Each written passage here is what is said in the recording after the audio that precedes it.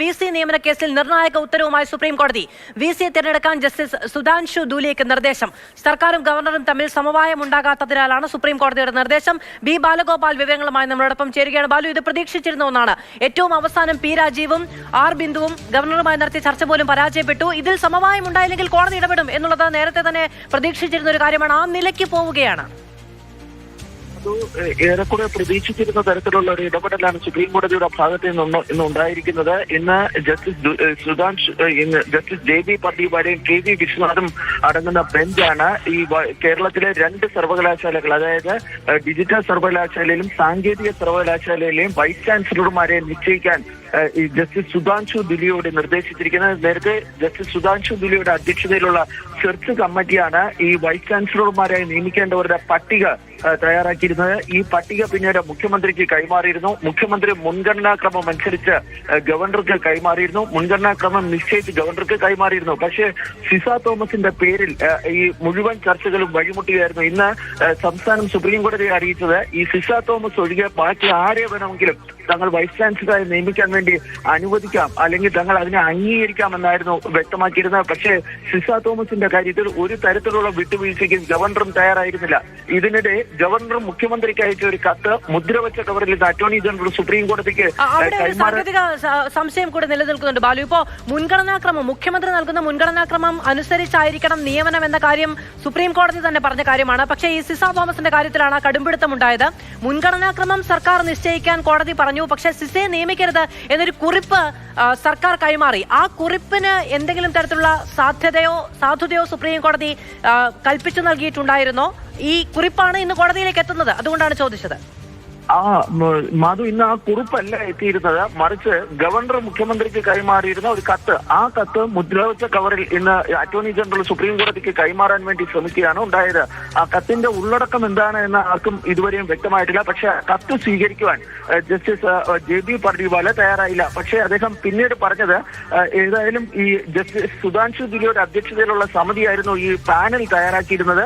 അതുകൊണ്ട് തന്നെ ആ പാനലിനോട് ഈ മുൻഗണനാക്രമം നിശ്ചയിച്ച് ജസ്റ്റിസ് സുധാൻഷു ദുലിയോട് അടുത്ത ബുധനാഴ്ച മുദ്രവെച്ച കവറിൽ സുപ്രീം കോടതിക്ക് കൈമാറുവാൻ വേണ്ടി നിർദ്ദേശിച്ചിരിക്കുകയാണ്.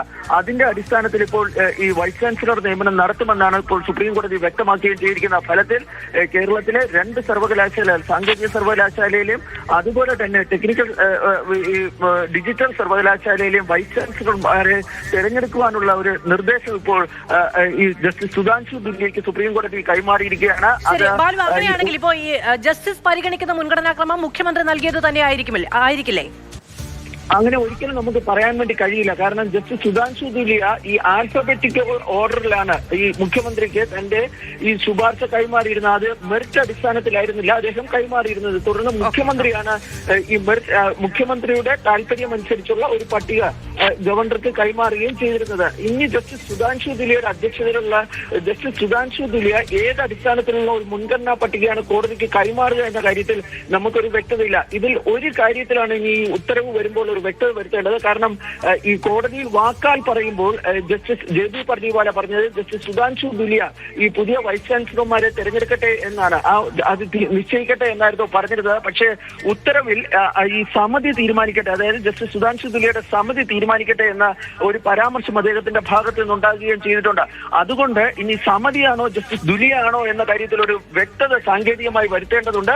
പക്ഷെ അതിനപ്പുറത്തേക്ക് ജസ്റ്റിസ് സുധാൻഷു ദുലിയായിരിക്കും ഇനി കാര്യങ്ങൾ തീരുമാനിക്കുക എന്ന കാര്യത്തിൽ യാതൊരു സംശയമില്ല. അദ്ദേഹത്തിന് മുദ്രവെച്ച കവറിൽ കോടതിക്ക് നൽകും. അതിന്റെ അടിസ്ഥാനത്തിൽ അടുത്ത വ്യാഴാഴ്ച കേരളത്തിലെ 2 സർവകലാശാലകളുടെ വൈസ് ചാൻസലർ നിയമനവുമായി ബന്ധപ്പെട്ട് നിയമിച്ചുകൊണ്ടുള്ള ഒരു ഉത്തരവ് സുപ്രീം കോടതിയിൽ നിന്ന് ഉണ്ടാകാമെന്നാണ് സാധ്യത. ബാലു, അവിടം കൊണ്ട് ആ നടപടി അല്ലെങ്കിൽ അത് അവിടം കൊണ്ടത് അവസാനിക്കുമോ? ഒരു പുനഃപരിശോധനാ ഹർജിക്കുള്ള സാധ്യത എത്രത്തോളം ഉണ്ട് വിശാല ബെഞ്ചിൽ?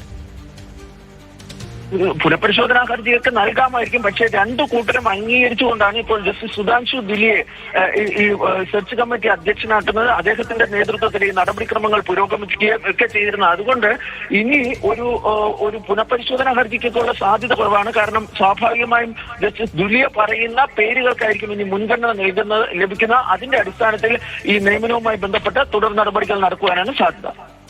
ശരി, ബി ബാലഗോപാലാണ് വിവരങ്ങൾ നൽകിയത്. ഏറ്റവും പ്രധാനപ്പെട്ട ഒരു വാർത്തയുടെ വിശദാംശങ്ങളാണ് ലഭ്യമാകുന്നത്. VC നിയമന കേസിൽ നിർണായക ഉത്തരവുമായി സുപ്രീം കോടതി.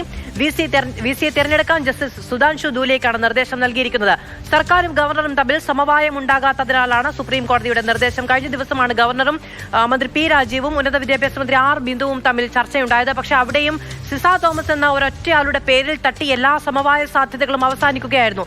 സിസ തോമസിനെ നിയമിക്കരുത് എന്നൊരു കുറിപ്പ് മുഖ്യമന്ത്രി കൈമാറിയതായിട്ടാണ് നമുക്ക് മനസ്സിലാക്കാൻ സാധിക്കുന്നത്. പക്ഷേ അത് തള്ളുകയായിരുന്നു. സിസയുടെ നിയമനവുമായി ബന്ധപ്പെട്ട ശുപാർശ തന്നെ ഗവർണർ നൽകുന്ന സാഹചര്യമുണ്ടായി. അതിനെ തുടർന്നാണ് യാതൊരു സമവായവും കൂട്ടരും തമ്മിൽ ഉണ്ടാകാത്തതിന്റെ പശ്ചാത്തലത്തിൽ സുപ്രീം കോടതി ഇങ്ങനെയൊരു തീരുമാനം കൈക്കൊണ്ടിരിക്കുന്നത്. ജസ്റ്റിസ് സുധാൻഷു ധൂലിയോട് VCയെ നിയമിക്കാനുള്ള തീരുമാനം ആണ് ഇപ്പോൾ പ്രഖ്യാപിച്ചിരിക്കുന്നത്.